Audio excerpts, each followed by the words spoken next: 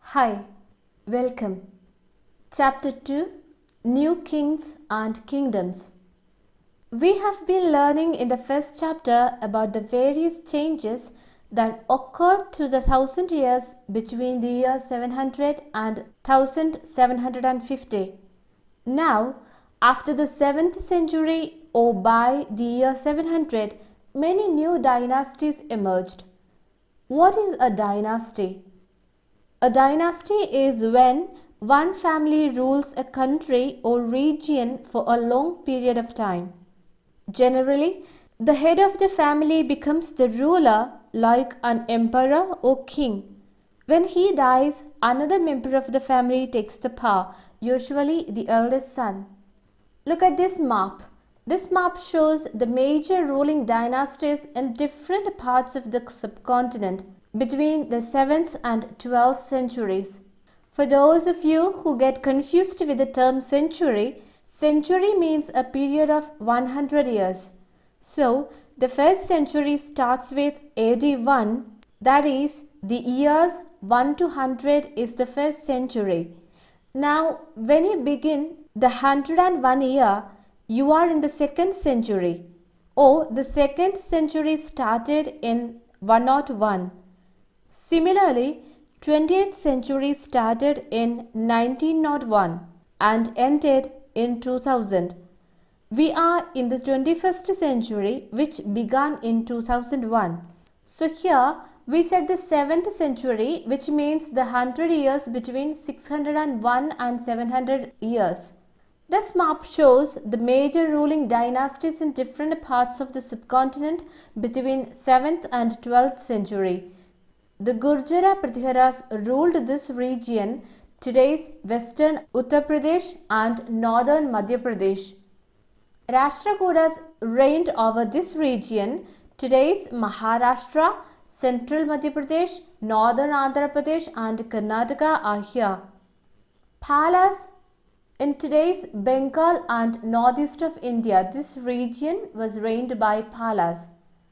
The Chahamanas, who are now known as Chauhans, reigned over this region in today's eastern Rajasthan, Delhi, Haryana and Punjab.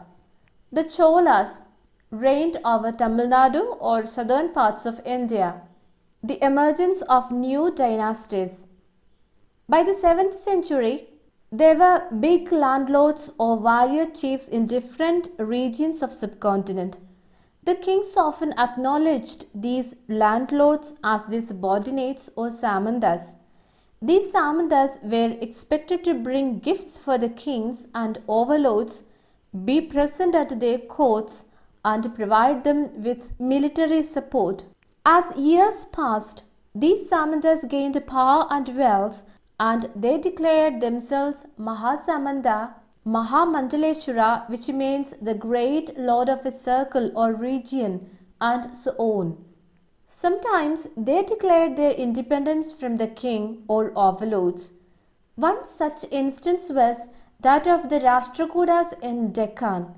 At the beginning, they were subordinates to the Chalukyas of Karnataka. In the mid-8th century, Dandidurga, a Rashtrakuta chief, overthrew his Chalukya overlord and performed a ritual called Hiranyagarbha, which has the literal meaning the golden womb. What is special about the ritual Hiranyagarbha? When this ritual was performed with the help of Brahmanas, it was thought to lead to the rebirth of the sacrificer as a Kshatriya, even if he was not a Kshatriya by birth. See, it's a wall relief from the Ellora cave, cave 15, showing Vishnu as Narasimha, the man-lion. It's the work of the Rashtrakuta period.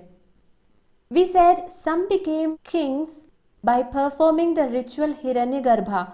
In some other cases, men from enterprising or daring families used their military skills to carve out or overthrow kingdoms.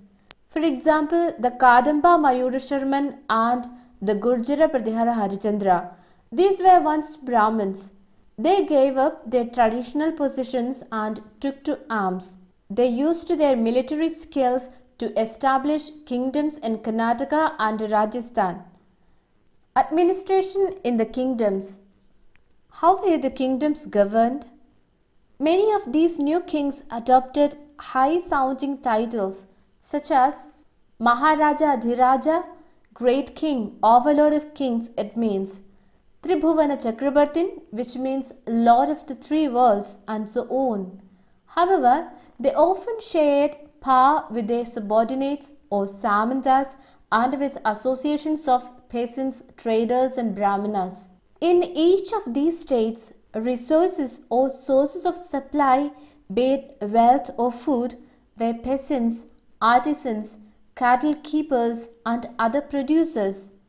They were often compelled or persuaded to offer a part of what they produced. Sometimes the lords declared that he owned the land, so these produces were claimed as rent. Revenue was also collected from traders. These wealth or resources were used to finance the king's establishment and used for the construction of temples and forts. The kings used these resources to fight wars. This in turn led to the acquisition of wealth in the form of plunder and access to lands and trade routes. Officials responsible for collecting revenues were recruited from influential families and their positions were hereditary or passed from one member to the next member of the family. This was the case in army too. 400 taxes. The inscriptions of the Cholas who ruled in the Tamil Nadu refer to more than 400 terms for different kind of taxes. The most frequently mentioned tax is Vetti. Vetti was not taken in cash but in the form of forced labor. Kadame was land revenue. There were also taxes on thatching or covering the roof of the house, using ladder to climb a palm tree, a cess on inheriting family property, etc. How many of the taxes collected today do you know? Prashastis and land grants. What are prashastis? These are inscriptions written in praise of a ruler or king. These are often in form of a poetry. The word prashasti is Sanskrit, which means in praise of. One amazing fact is that the prashastis contain details that may not be literally true. So these prashastis tell us how the rulers wanted to present themselves, to depict themselves as brave, valiant, victorious, successful warriors. The prashastis were composed by learned Brahmanas. The achievements of Nagabhatta. Many rulers described their achievements in prashastis. One prashasti, written in Sanskrit and found in Gwalior, Madhya Pradesh, describes the exploits of Nagabhatta, a Pratihara king, is here. This says how Nagabhatta defeated many kings and won victory over many kingdoms. Kings often rewarded Brahmanas by grants of land. These were recorded on copper plates which were given to those who received the land. These were known as land grants. This is a set of copper plates recording a grant of land made by a ruler in the 9th century. It's written partly in Sanskrit and partly in Tamil. See here, the ring holding the plates together is secured with a royal seal to indicate that this is an authentic document. It's part of the Tamil section of a land grant given by the Cholas. It says that the giver of land has marked the boundaries. The land contains trees, wells, lakes, pastures, a village, canals, rivers, fish ponds, beehives, etc. It gives permission to collect tax from it, tax on betel leaves, woven clothes and vehicles. It allows the receiver of the land to build large rooms or plant trees or even construct canals for irrigation. It says that the receiver should ensure water is not wasted. See what a large was the land given as grant. Unusual for the 12th century was a long Sanskrit poem containing the history of kings who ruled over Kashmir. It was composed by an author, Kalhana. He used various sources to write this poem, sources including inscriptions, documents, eyewitness accounts, and earlier histories. We already said preces were all praise of the rulers or kings. Unlike writers of preces, Kalhana was very critical about the rulers and their policies. See, this is Kalhana's work, Rajatarangini. Warfare for wealth. See, each of these ruling dynasties was based in a specific region. At the same time, they tried to control other areas too. One particularly prized area was city of Kannauj in the Ganga Valley. For centuries, rulers belonging to the Gurjara Pratihara, Rashtrakuta and Pala dynasties fought for control over Kannauj. See, here the Gurjara Pratiharas, Rashtrakutas and Palas, they fought for the city of Kannauj here. So, this conflict is known as tripartite struggle. Tripartite means involving three parties. This tripartite struggle was for the city of Kannauj.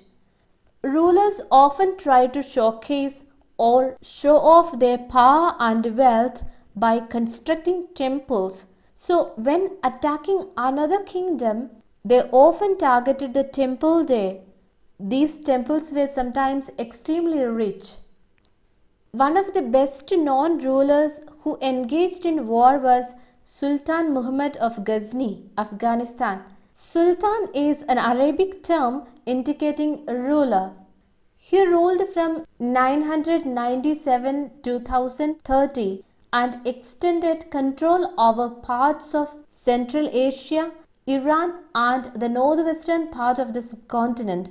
He raided the subcontinent every year. His target was wealthy temples like Somnath in Gujarat. See, this is the ruins of Somnath temple in Gujarat. Much of this wealth Sultan Muhammad took away was used to create a splendid capital city at Ghazni. See the ruins of capital city at Ghazni. What was so special about this ruler? He was not only interested in wealth, but he was also interested in the people he conquered. So he entrusted a scholar named Al-Biruni to write the report or description of the subcontinent. He consulted Sanskrit scholars to prepare this account. This Arabic work is known as the Kitab al-Hind. Even today, this work is an important source for historians. There were other kings who engaged in warfare. Chahamanas, later known as Chauhans, ruled over the region around Delhi and Ajmer. They tried to expand their rule to the west and east. They were opposed by the Chalukyas of Gujarat and Gahadawalas of western Uttar Pradesh. The best known Chahamana or Chauhan ruler was Prithviraj III. He defeated an Afghan ruler named Sultan Muhammad Gauri in 1191 but lost to him the very next year in 1192. A closer look, the Cholas. Here you can see the Chola kingdom and its neighbors.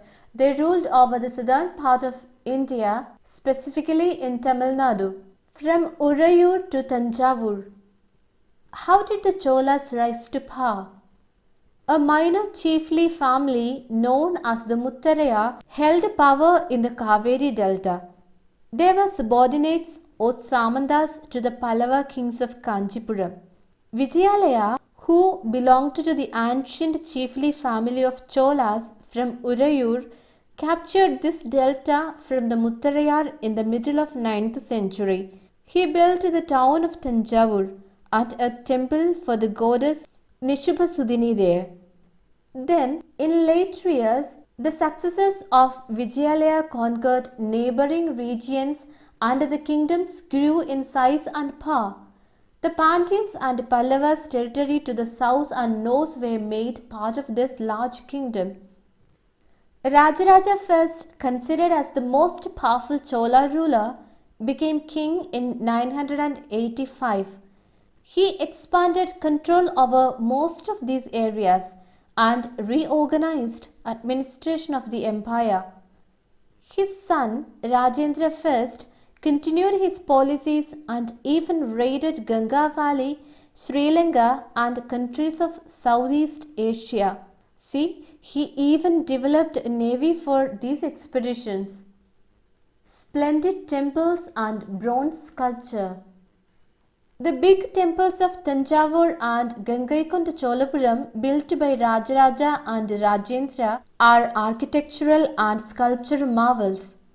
Chola temples often became center of settlements that grew around them. These were centers of craft production. See, it's a temple in Tanjavur, and here the temple at Gangaikonda Cholapuram. See the way in which the roof of the temple tapers or becoming thin as it goes upward. You can also notice the elaborate sculptures used to decorate the outer walls. It's definitely a marvelous sight, isn't it? Temples were provided with land by rulers as well as by others. The produce of these temples were used to support all the specialists who worked at the temple and often lived there. The priests, garland makers, cooks, sweepers, musicians, dancers, and many more. In other words, temples were not only places of worship. These temples were hub or the central place of economic, social, and cultural life as well. Chola temples were a collection of crafts and arts. Among them, bronze images were very unique, very distinctive. Chola bronze images are considered among the finest in the world. While most images were deities, sometimes images are also made of devotees as well. It's a Chola bronze sculpture. Notice how carefully it's decorated. Agriculture and irrigation. Agriculture was an important aspect in the Chola period. Look at this map.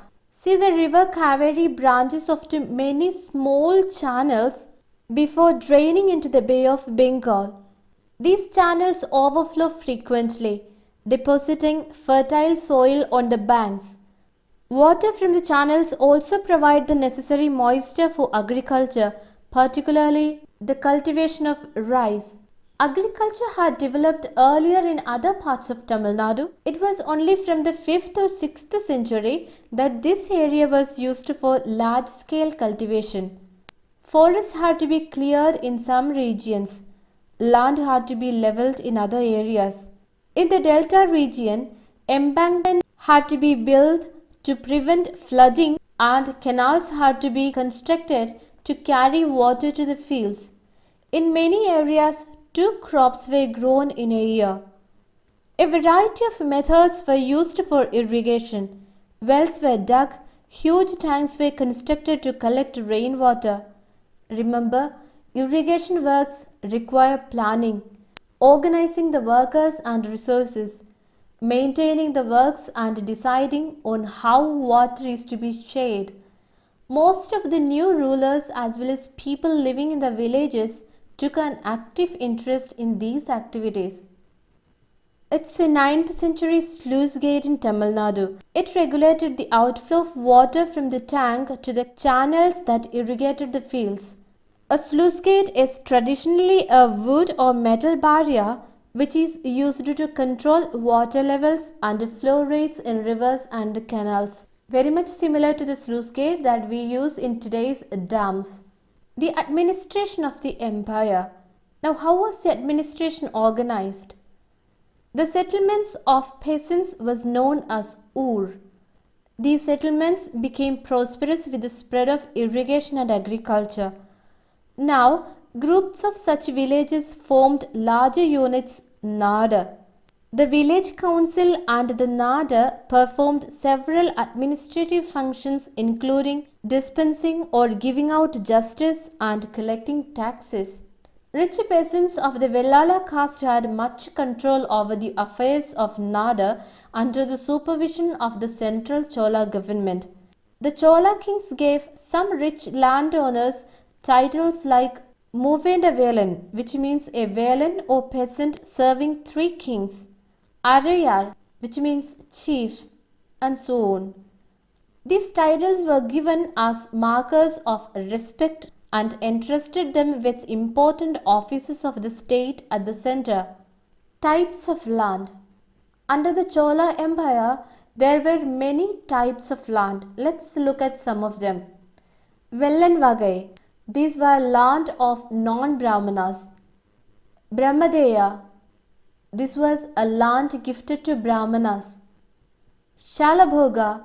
It was land for the maintenance of a school. Devadana or Tirunamatukani. It was a land gifted to temples. Pallichandam, land donated to Jaina institutions. So, Brahmanas were gifted with lands. They received land grants or Brahmadeya. As a result, a large number of Brahmana settlements emerged in the Kaveri Valley as in other parts of South India. See here, it's an Agraharam, which is a Brahmana settlement. Each Brahmadeya was looked after by an assembly or sabha of prominent Brahmana landholders.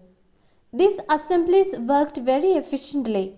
The sabha had separate committees to look after irrigation works, gardens, temples, etc. Names of those eligible to be members of these committees were written on small tickets of palm leaves, and these tickets were put into an earthen pot. Then a small boy was asked to take out the tickets one by one for each committee. So the members of the Sabha were selected by lot. Their decisions were recorded in detail in inscriptions, often on the stone walls of temples. Associations of traders known as Nagarams also occasionally performed administrative functions in towns. Inscriptions from Uttaramerur in Chingalput district, Tamil Nadu provide details of the way in which Sabha was organized. Who could be a member of a Sabha? The Uttaramerur inscription says it all. Let's see who are eligible to become a member of the Sabha. All those who wish to become members of the Sabha should be owners of land from which land revenue is collected. They should have their own homes. They should be between 35 and 70 years of age. They should have knowledge of the Vedas. They should be well versed in administrative matters and honest. If anyone has been a member of any committee in the last 3 years, he cannot become a member of another committee. Anyone who has not submitted his accounts and those of his relatives cannot contest the elections. Do you find any similarity between the elections today and then? While inscriptions tell us about kings and powerful men, here is a section of text from the Periya Puranam, a 12th century Tamil work. It helps us to know about the ordinary men and women. We became familiar with various dynasties in Indian subcontinent.